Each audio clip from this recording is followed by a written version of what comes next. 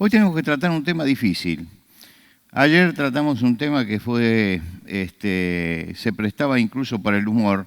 No sé si el de hoy se presta como para el humor, como para esto, porque vamos a hablar del aborto, ¿no? Es el tema que me pidieron que hable hoy con ustedes.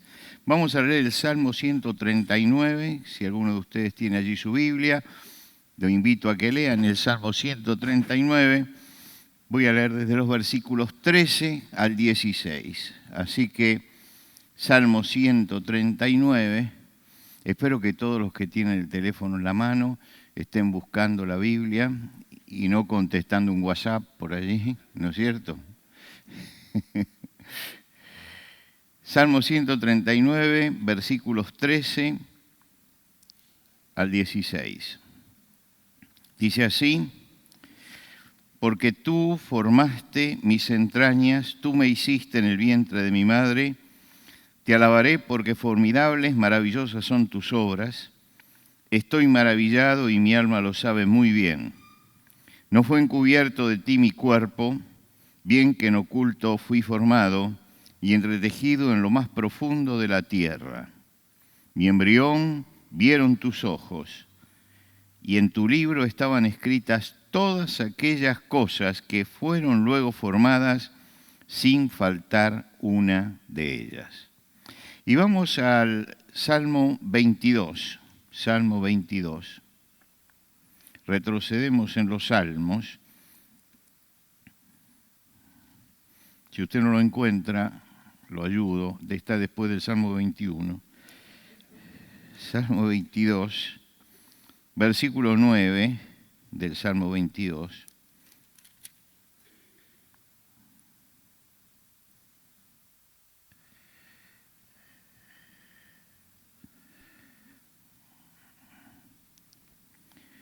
Pero tú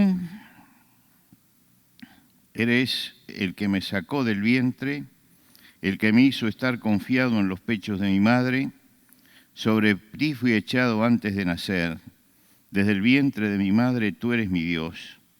No te alejes de mí, porque la angustia está cerca, porque no hay quien ayude. Hasta aquí nada más en la lectura de la palabra de Dios. Hay temas que resultan incómodos. Este es uno de ellos. Es uno de ellos, ¿por qué? Porque a nadie le resulta cómodo hablar así de un tema tan salvaje como es el tema del aborto. Yo preferiría no tener que hablar de esto, pero lamentablemente la sociedad lo puso sobre la mesa. Y cuando la sociedad pone algo sobre la mesa, uno le guste o no le guste el tema, le resulte agradable o no le resulte agradable, tiene que tratarlo. ¿Por qué? Porque yo creo que la palabra de Dios tiene respuesta para todos los problemas humanos, todos, absolutamente todos. Y el asunto es que frente a algo que es tan contrario a nuestra naturaleza, a nuestra formación, porque hemos sido criados en la defensa de la vida, ahora que llegamos a esto, nosotros tenemos que volver a abrir la palabra de Dios para ver qué es lo que la palabra de Dios dice. Pero no solamente esto, sino que tenemos que razonar sobre el tema. Porque cuando hablamos con alguien que no es cristiano, va a descalificar la palabra de Dios, pero no puede descalificar el razonamiento. No puede descalificar las razones. Y como decía ayer en la noche, no sé cuántos de ustedes estuvieron, el Dios de la revelación es el Dios de la razón también, es el mismo. No es que hay dos dioses diferentes o que algo está desprendido de Dios. No, el Dios que escribió este libro es el Dios que me dio la cabeza para pensar. Entonces, cuando hablamos del aborto, ¿de qué estamos hablando? No se puede eludir como tema por lo que pasa en el mundo. Y yo quisiera que vayamos ya poniendo las diapositivas. ¿Están? Lo que pasa es que yo tengo allí un televisor y no la veía. Y claro, están ahí, estaban atrás. Yo pensé que iba a verlas allá, digo, no se están viendo, pero bueno. En el mundo, por minuto, hay 95 abortos. Se calcula, porque no hay cifras ciertas. En muchos casos, en los países donde está prohibido el aborto, las cifras tienen que ser estimativas. No podemos tener cifras ciertas. Por hora esto significa 5.707, por día 136.000 y por año 50 millones. ¿Usted se imagina lo que son 50 millones? Vamos a hacer una comparación. La Segunda Guerra Mundial en 5 años tuvo 50 millones de muertos. Porque la Segunda Guerra dejó 50 millones de muertos, se refundó la Sociedad de las Naciones, que no había servido, y se fundaron las Naciones Unidas. Porque pasó esto, se hizo el juicio de Nuremberg para tomar y castigar a todos los que habían cometido uno de los genocidios, uno solamente, de los grandes genocidios del siglo XX. Digamos, en honor de la verdad, que hay 2 genocidios que se están ocultando. En primer lugar, que Stalin hizo un genocidio mucho más grande porque mató de hambre solamente, después hizo todo lo demás, pero solamente en Ucrania mató de hambre a 7 millones de ucranianos. Quiere decir que ya superó los 6 millones. Y por otro lado está el genocidio de Mao, que se calcula que arrasó a 70 millones de las etnias que hay en China. Pero como se castiga solamente un tipo de genocidio y el mundo parece querer llorar únicamente con el ojo izquierdo o con el ojo derecho, entonces lloramos por un solo genocidio. El día que tengamos los 2 ojos veríamos que en todos lados aparecen estos genocidios. Ahora, la Segunda Guerra Mundial, con 50 millones, hizo todo esto. Ahora no es en 5 años, porque esto sucedió en 5 años, ahora es cada año. Quiere decir que en la sociedad hay cada año una guerra mundial, porque desaparecen 50 millones de seres humanos. Para esto no se hace nada. Es decir, en esto se avanza para que el genocidio se oficialice. Se calcula que el 26% de los embarazos termina en aborto. 26%. Cada año, una de cada 28 mujeres entre 15 y 45 años se practicó un aborto. No sé cuáles son las cifras ciertas de Perú y no quiero aventurar las que están por allí y no son oficiales. Voy sí a aventurar las de mi país. En mi país son 500.000 abortos por año, según el informe de los abortistas, y según otros 300.000 abortos por año. No hay diferencia. Bueno, parecería que esto, sin embargo, no llega a conmover a la sociedad. Porque yo veo gente con pancartas cuando se hacen esto que dicen, yo aborté, como si fuera un orgullo el hecho de haber abortado. Hay una tremenda contradicción en los mensajes de esta sociedad que por un lado condena los genocidios y tiene derechos humanos y por otro lado al niño sin nacer le niega todos los derechos. Porque se le niega todos los derechos. Es un tema difícil, y les voy a decir por qué es un tema difícil. Es un tema difícil porque despierta culpas. Pensemos que posiblemente en los auditorios donde yo hablo de esto, yo sé que hay mujeres que han abortado. ¿Por qué? Porque hay un porcentaje que se da y entonces tiene que haber mujeres que han abortado. No es mi intención cargar de culpa a nadie sobre el pasado, partamos de allí. Tampoco reabrir heridas. Creo que el Señor sana las heridas. Tampoco producir en nadie dolor. Mi intención es hablar de un problema desde ahora hacia adelante, no hacia atrás. Y esta advertencia la pongo siempre que hablo de un tema como este, porque sé que muchas veces uno mete el dedo en heridas muy hondas en el corazón de una mujer y no es el objetivo de esta noche que nadie se sienta mal, ¿no? a pesar de que ya el tema en sí nos hace sentir mal. ¿Cómo se encara el debate sobre el aborto? Porque en todos lados se está discutiendo esto. ¿Cómo se encara? Y se encara a través de dos fundamentalismos. Es el enfrentamiento, cada vez que hay un debate sobre aborto, aparecen dos fundamentalismos. La postura religiosa antiabortista está de este lado y de este lado la postura agnóstica abortista. Quiere decir que esos son los contendientes. Ahora, lo tremendo de esto es que se tendría que presentar como un diálogo esto. Bueno, uno piensa A, otro piensa B, sentémonos y escuchémonos unos a otros. El problema de esta sociedad, de nuestra sociedad, es que ya no nos escuchamos unos a otros. Ya no se escuchan las razones del otro. Y para colmo, tenemos fundamentalistas de los dos lados, no de un lado solo. De los dos lados hay fundamentalistas que dicen, no, esto es así porque... Y las razones que dan no son valederas para la del otro lado.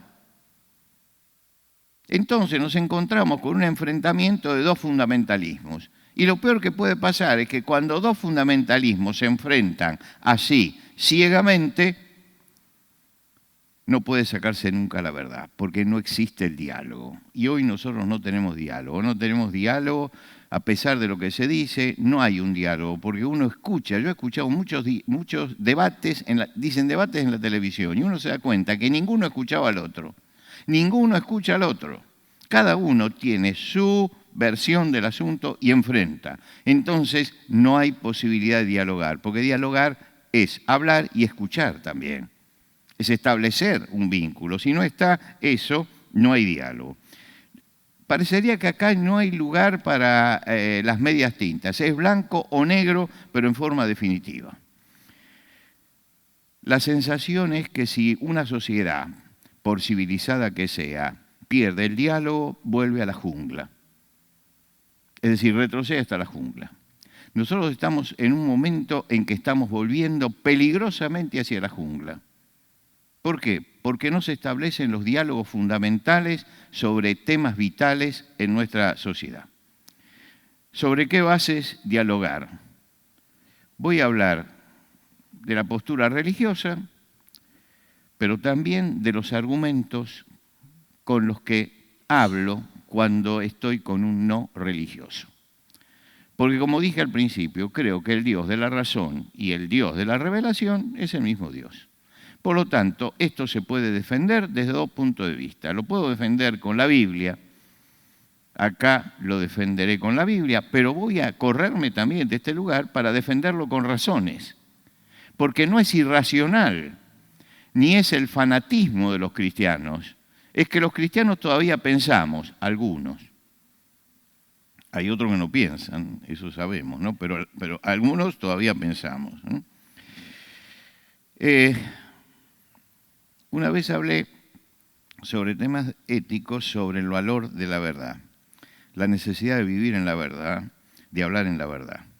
Y me hicieron una pregunta muy interesante, muy interesante. ¿Qué pasó con las parteras de Egipto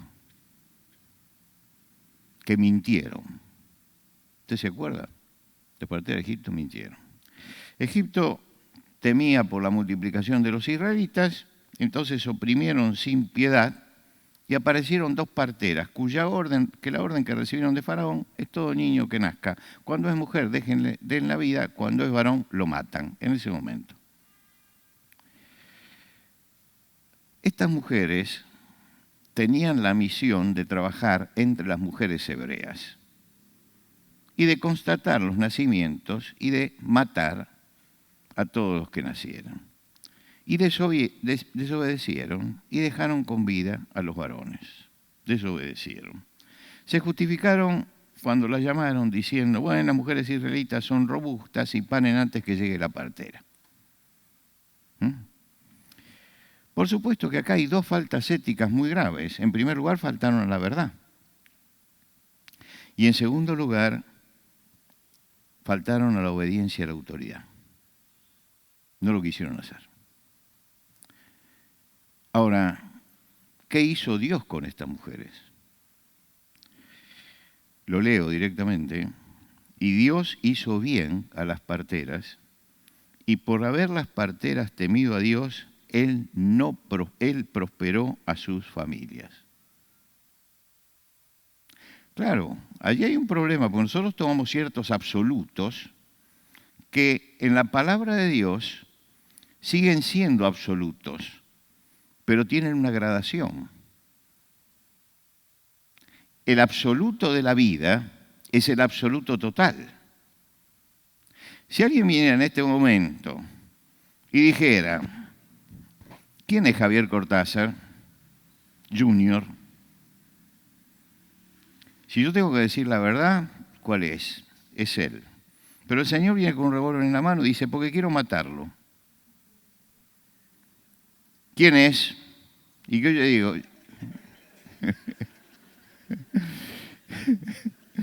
digo, es él. No, yo le voy a decir, no vino, y mire, justamente hace 2 minutos salió y se va. ¿Por qué lo hice yo? Porque la vida de él en ese momento es un absoluto. Esto no es ética de situación, la ética de situación es otra cosa, es ética en situación. Pero algunos pueden pensar, esto es ética de situación. No, la ética de situación es voy a actuar de acuerdo al panorama que tengo en todos los momentos de la vida. No, eso sería una ética. Acá es una ética en situación. Yo tengo una situación donde tengo que elegir entre 2 cosas. O entregar la vida o negar la verdad. Y niego la verdad porque sé que la vida es un absoluto. Quiere decir que las parteras hicieron eso. Bueno, lean ustedes la Biblia y hay otros casos donde sucedió lo mismo. Hay otros casos. Recuerden ustedes cuando Samuel fue a hacer el sacrificio por Saúl, ahí pasó otro tanto. Quiere decir que para Dios la vida es un absoluto, no es un relativo. Es un absoluto que debe ser respetado. Ahora bien, el verdadero debate, ¿dónde está? Definamos al aborto en primer lugar. No hablamos de la pérdida accidental cuando hablamos de aborto, que también los médicos lo llaman aborto, ¿no es cierto? Pero no hablamos de la pérdida accidental o involuntaria del embrión o del feto. No hablamos de eso. Estamos hablando de la remoción artificial, voluntaria, del embrión o del feto cuando todavía está vivo. Esto hay que dejarlo bien claro, porque todo es aborto. También la mujer aborta, pero no por una remoción artificial, sino natural. Acá estamos hablando de la remoción artificial de esto, de la expulsión del útero materno mientras que tiene vida, cuando no puede vivir independientemente. Se lo saca de allí. El problema ético que se plantea, y es donde está el centro de la discusión, es saber qué estatus tiene ese embrión y ese feto. El estatus que tiene. Si alguien me demostrara que allí, en ese lugar, no se debe considerar todavía un ser humano, yo no tengo nada que decir. El asunto es que hay que determinarlo. ¿Se puede considerar un ser humano? ¿Es vida humana?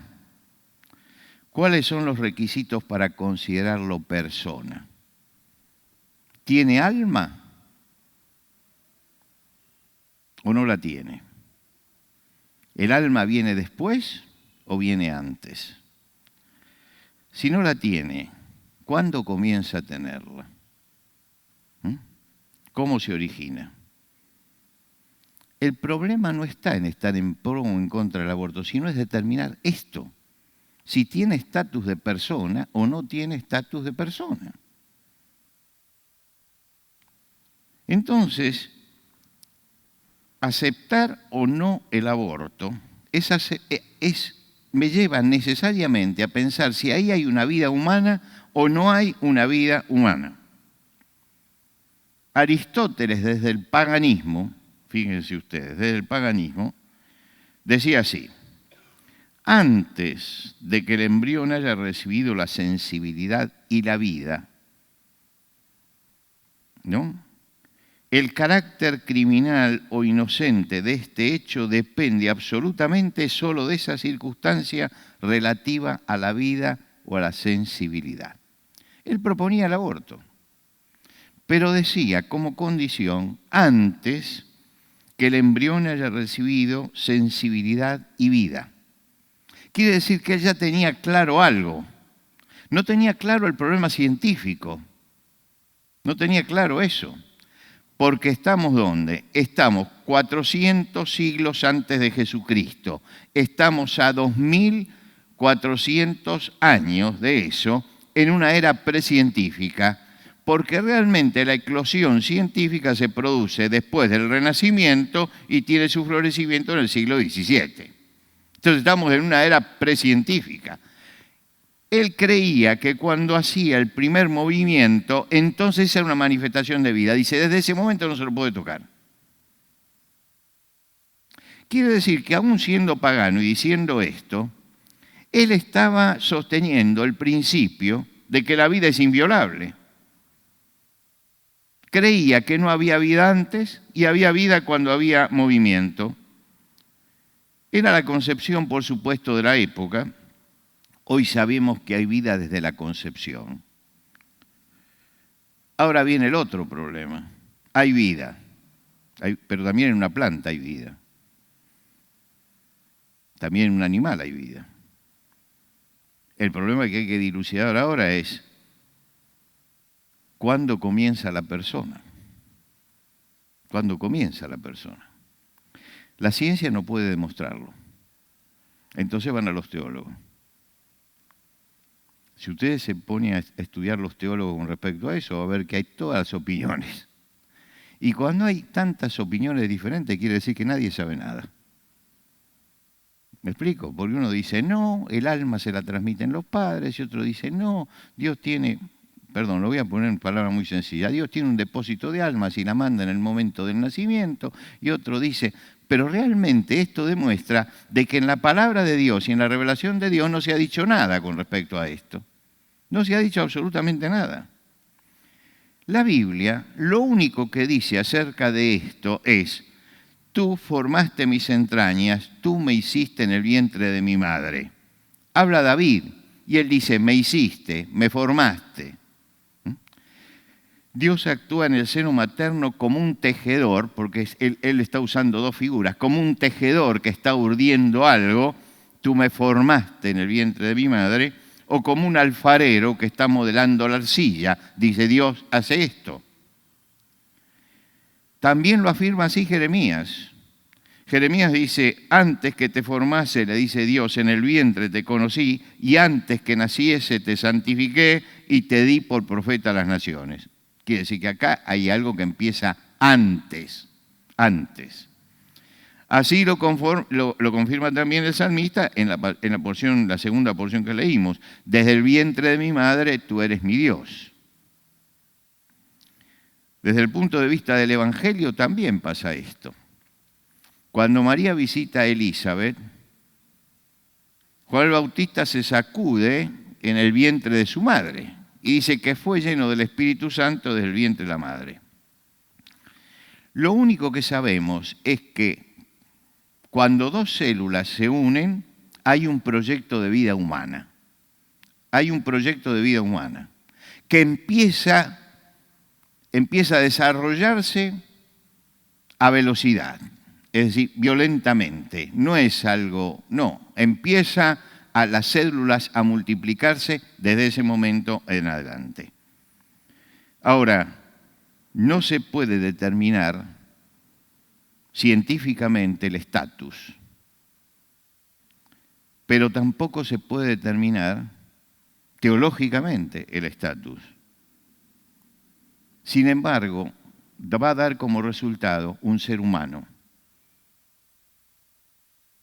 En caso de que no se lo interrumpa, ¿qué va a salir de ahí? Un ser humano.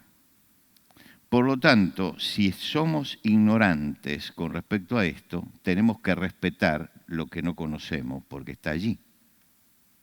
Esto es lo primero. Ahora, yo voy a recorrer las objeciones que hacen los pro-abortistas. que son 3 objeciones fundamentales, y después voy a considerarlas una por una. La primera es, la mujer puede hacer con su cuerpo lo que quiera. Usted habrá escuchado esto, que muchos lo dicen, ¿no es cierto?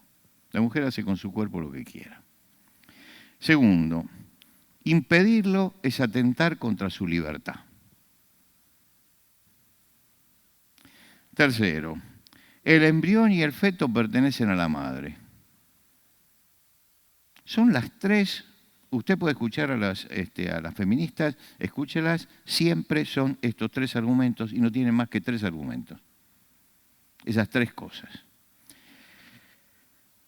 Entonces, tenemos que ir a lo que la ciencia enseña, porque si yo tengo que rebatirla con el pensamiento científico. La ciencia enseña que el embrión es un ser diferente de la madre. ¿Por qué? Porque cuando se unieron las 2 células, aparece un genotipo diferente. Para ponerlo en claro, uno va al supermercado y tiene un producto. El producto tiene un código de barras. Ese código de barras lo colocan bajo una maquinita y dice lo que es ese producto. Cada ser humano tiene un código de barras que le pertenece. Es el genotipo. Le pertenece. Cuando aparecen estas 2 células están formadas ¿por qué? Están formadas por las células del padre y de la madre, pero no tienen el genotipo de ninguno de los 2, porque es la mezcla de esos 2. Por lo tanto, aparece un tercer genotipo. Uno tiene el padre, otro la madre, y el hijo tiene algo diferente. Y esto es la cédula de identidad biológica. ¿Por qué es la cédula de identidad biológica? Cuando hay un crimen y quieren determinar la identidad de una persona, ¿qué se hace? El ADN. ¿Y de lo que estamos hablando de qué es? Del ADN. Se lo considera la prueba reina para buscar la identidad de una persona. Entonces, si el ADN es la prueba reina para dar la identidad, yo tengo allí otra identidad totalmente diferente. Y si tengo otra identidad es porque tengo otra persona totalmente diferente. Por lo tanto, sobre esta base vamos a contestarle a las proabortistas. Y volvemos. La mujer puede hacer con su cuerpo lo que quiera. Es verdad. La mujer puede hacer con su cuerpo lo que quiera. Puede sacarse los tumores que tenga, puede extirparse los fibromas, puede estirarse la piel, puede ponerse siliconas. Es un problema de la mujer. Ella con su cuerpo hace lo que quiera. Puede tatuarse. Yo no estoy aprobando, estoy diciendo que en el ejercicio de la libertad puede hacer todo esto. Pero el embrión no es su cuerpo. Ella puede hacer con su cuerpo lo que quiera, pero el embrión no es su cuerpo. Hay otro ser situado geográficamente dentro de su cuerpo, pero que no es su cuerpo, porque tiene otra cédula de identidad. Yo salgo, la sociedad tiene que defender una vida indefensa como esta. Yo salgo de mi casa con mi carro. No puedo atropellar al primero que se me cruza porque yo iba por allí y él se cruzó. Yo tengo la obligación de frenar. ¿Por qué? Porque es otra vida. Porque es otra vida. Entonces, si le estamos dando estatus al genotipo, al ADN, tenemos que darle también estatus al ADN cuando está dentro de la madre, porque es otro. La ubicación geográfica de alguien no justifica que yo la elimine. No justifica que yo la elimine. Y yo no puedo ir a la comisaría y decir, sí, yo no frené y le pasé por arriba porque estaba cruzando no por la cebra que hay allí, sino por el costado. Y voy preso igual, ¿eh? Voy preso igual. Porque no puedo atropellar a otro, aun cuando el otro esté en infracción y esté ocupando un lugar por donde el auto debe pasar y lo esté haciendo fuera de la norma. Pero a menos que yo pueda demostrar que fue un accidente y que no pude frenar, yo voy preso por eso. Porque es otra persona. Ahora, acá está puesto en el vientre de la madre. Esa es la primera de las objeciones. Si tiene un ADN diferente, debe ser defendido, porque es otra persona, ubicada allí. Y no se ubicó porque quiso, ¿eh? Porque porque ahora dicen, no, pero son los casos de violación. No, los casos de violación no son 500.000 abortos por año, ¿eh? Los casos de violación serán 3, 4. Acá lo que se está buscando es un método contraconceptivo para los que viven licenciosamente y hacen con su cuerpo lo que quieran. Porque acá tenemos métodos anticonceptivos, ¿no es cierto? Y no son tabú, todo el mundo los conoce, todo el mundo los conoce.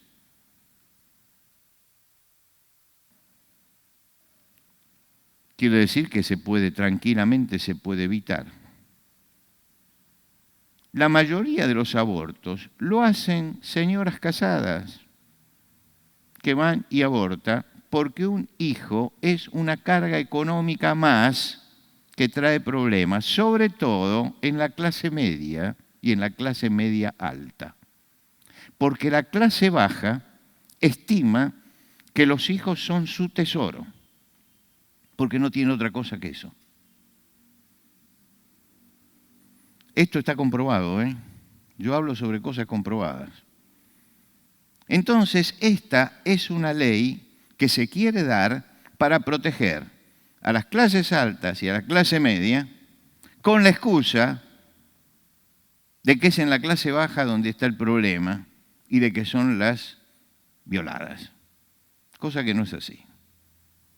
Segunda objeción, impedirlo es atentar contra la libertad.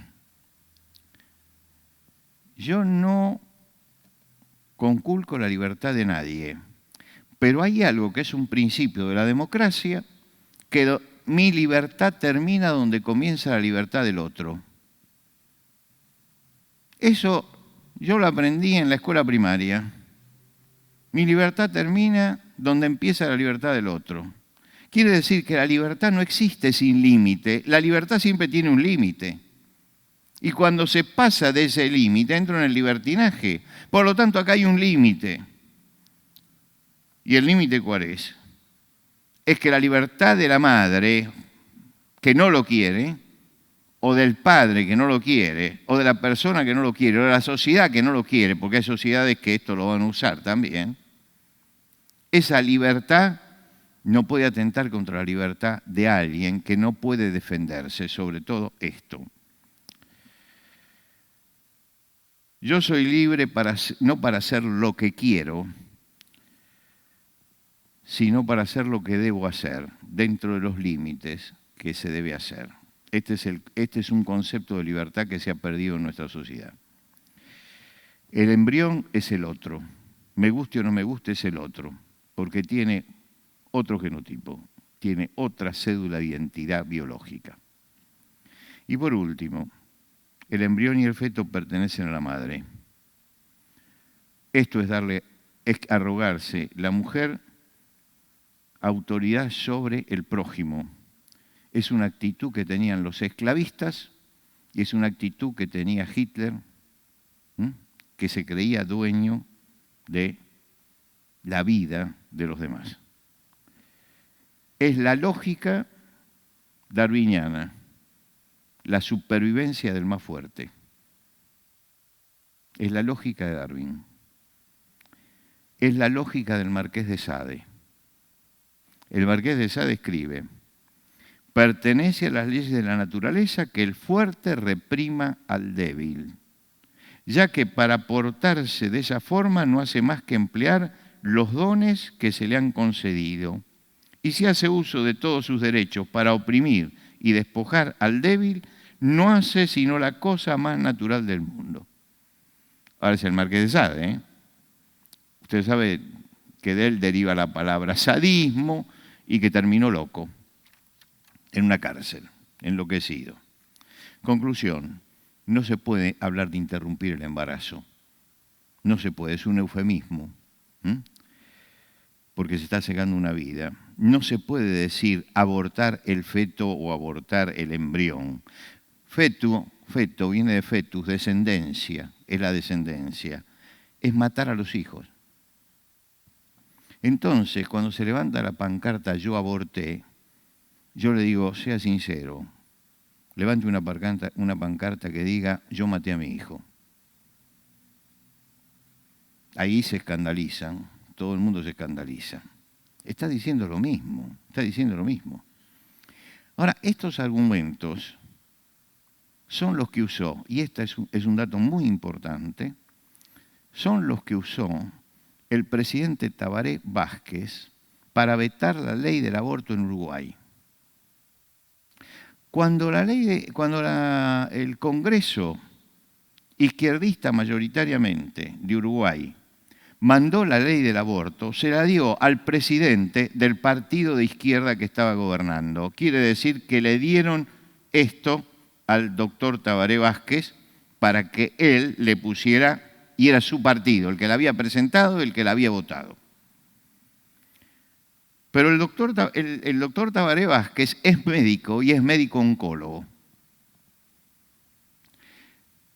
Yo que tengo que ir por el programa Tierra Firme, que se graba en Uruguay, voy todos los años 2, 3 veces a Uruguay y estoy unos días, conozco hasta la casa de él, desde afuera, por supuesto. La he ido a ver porque me interesaba mucho algunas cosas que me contaban de él. En primer lugar, que el doctor Tabaré Vázquez, que era presidente de la Nación y es presidente de la Nación, todas las mañanas atiende a sus pacientes y a la tarde es presidente de la Nación. Creo que es el único caso. A la mañana él abre su consultorio, atiende a los pacientes, al mediodía lo cierra, va y es presidente. Eso es lo primero. Ahora, como médico oncólogo, sabe lo que es la vida y está luchando todos los días por la vida, en una brecha que es muy difícil. En segundo lugar, y por eso le dije, el presidente Tabaré Vázquez vive en su casa, la casa de siempre. Entonces yo quise pasar por la casa y creí que había simplemente un patrullero y nada más, porque camina tranquilamente por las calles. Es un hombre agnóstico, de izquierda. Le llega la ley y él la veta. ¿Por qué? Él dice, porque si el ADN es la prueba fundamental para determinar la identidad de la persona, entonces el embrión ya es una persona. Y como en una sociedad, para ser civilizada, el fuerte tiene que defender al débil y ese ser es el débil, es de una sociedad civilizada no tener el aborto. Y la vetó. El partido se le vino encima. Yo me acuerdo que cuando se votó esta ley y salió el veto, llamé inmediatamente a Uruguay y digo, a ver si me consiguen una copia del veto porque tengo que leerla. Y tengo en mi archivo tengo el veto, lo que él dijo allí. Él es un hombre de izquierda que no cree en Dios. Pero resulta que, razonando, llegó a la misma conclusión que llegamos nosotros acá. Que estamos frente a otro ser. El partido se levantó contra él, porque ¿cómo? Si la hemos votado. Y él dijo, renuncio al partido. Pero esto no lo firmo. Y no lo firmó. Eso pasó en la presidencia anterior. Lo volvieron a elegir. Lo que quiere decir que tuvo la valentía suficiente como para ser honesto ante su conciencia, un hombre que no cree en Dios. Esto es muy valioso, porque este argumento hay que sacarlo cuando públicamente uno sale a discutir con esta gente, porque esto es un argumento incontrovertible. Tenemos un agnóstico que está dando argumentos para rechazar la ley del aborto. Los espartanos, tiempo antiguo, tenían un consejo de anciano que controlaba los nacimientos. Una falta de peso, cualquier defecto, una contextura pequeña bastaba para que el consejo de ancianos agarrara al niño y lo mandara a tirar desde el monte Taigeto para abajo. Se acabó. Cuando nosotros en la historia leemos eso, decimos, ¡qué bárbaro! Eran unos bárbaros los espartanos. Los romanos ponían al niño desnudo en una sábana blanca en el piso y esperaban que el padre lo levantara. Si el padre lo levantaba, lo estaba reconociendo. Si no lo levantaba, entonces agarraron al chico y lo tiraban debajo de un poste, que era el poste de los niños expósitos. Veo que a veces hablamos acá de niños expósitos. Bueno, sale de ahí. Niños expósitos. ¿Qué quiere decir? Que estaba allí para que se muera. Cualquiera podía pasar, levantarlo, llevárselo, tirárselo a los chanchos para alimentarlo, o tomarlo como esclavo, lo que quisiera. Pero estaban tirados allí. Nosotros miramos a ellos y decimos, ¡qué bárbaros! Nos tenemos que mirar a nosotros, que somos peores. Pero como no los vemos, no lo vemos nacido, entonces creemos que somos mejores. ¿Qué pasa? En Argentina se iba a votar la ley del aborto. Ya estaban las clínicas extranjeras instaladas en el país. Ya estaban esperando la ley del aborto. ¿Por qué? Porque el aborto es un negocio. Y es un gran negocio. No solamente lo que se le cobra a las personas para abortar en estas clínicas, sino además porque los restos se venden para sacar el colágeno. Quiere decir que muchas veces la señora cuando compra un producto y se pone una crema con colágeno, eso salió de fetos que fueron hervidos para sacarles el colágeno. Fíjese, productos Mary Kay tienen una nota que dice colágeno no humano. No humano. ¿Qué está queriendo decir? Que hay otros que tienen humano. Se venden por kilo. Se venden por kilo. Quiere decir que las empresas no solamente abortan, sino que toman los desechos. Yo no quise ser sensacionalista, pero hay fotos de los desechos que a uno no se pueden ver realmente, porque los sacan en pedazos y uno ve los pedazos. Ve los pedazos. Dios nos permitió participar del milagro de la vida. ¿Nos adelantamos, por favor? Sí. Mire usted.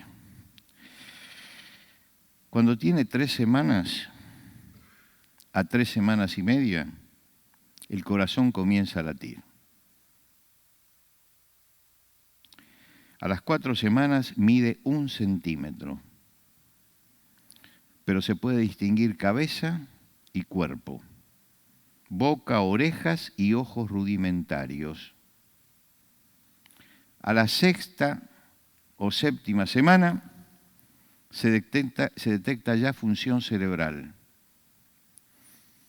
En la 8ª semana ya se reconocen los miembros del cuerpo, se reconocen los dedos, las manos y los pies, tiene huellas digitales. Y en la 8ª semana comienzan los abortos. ¿Se da cuenta usted?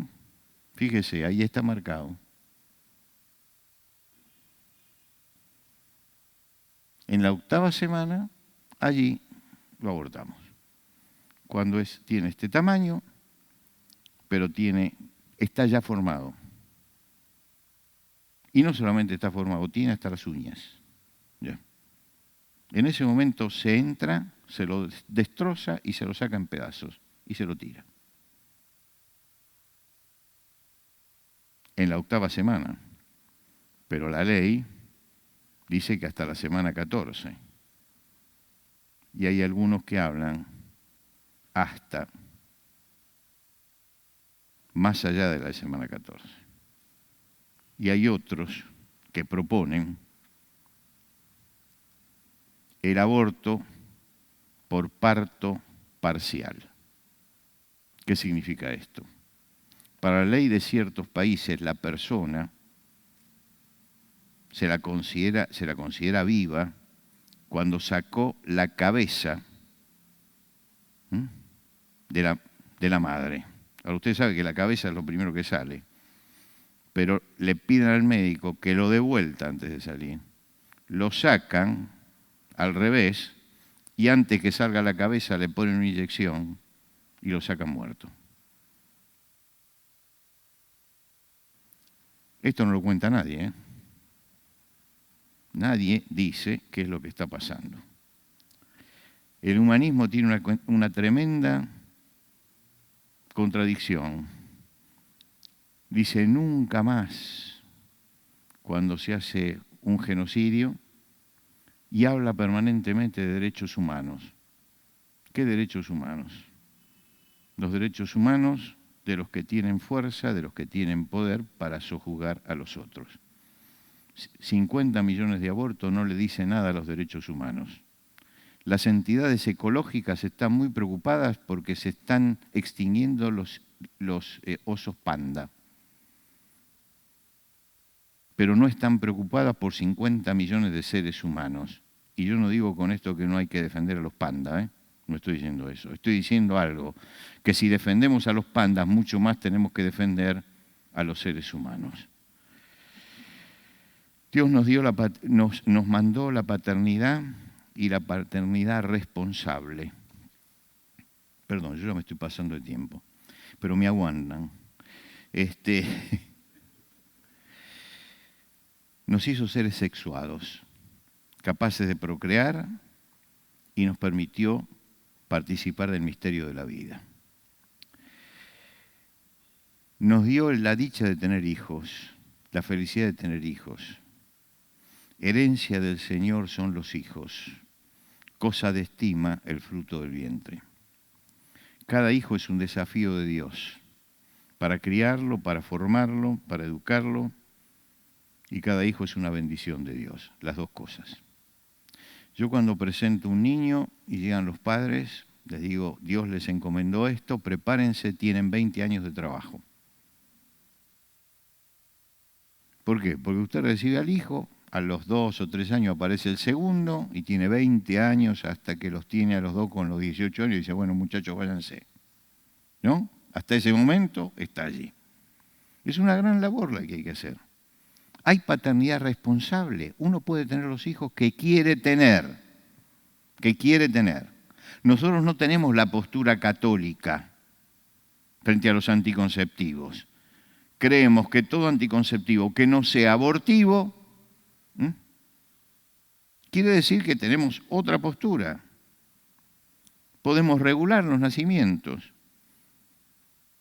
Cuando hay un embarazo, ya Dios dijo algo, sea o no sea deseado. Dios ha dicho algo en ese momento, se ha expedido, ha dicho otra vida. Nadie tiene derecho a atropellar eso. La libertad se puede ejercer antes. Entiendan, nunca hay que ejercerla después. Se puede ejercer antes. Puedo no traerlo al mundo, pero no puedo ejercer la libertad después. Hoy estamos en una sociedad que practica la sexualidad irresponsable. Sexualidad fuera del marco señalado por Dios, que dan hijos no deseados. Como dije, lo que se busca es un método contraconceptivo para los matrimonios. Sistema de eludir problemas y responsabilidades. Porque entre cambiar el carro y tener un hijo, es preferible que abortes si compramos el carro.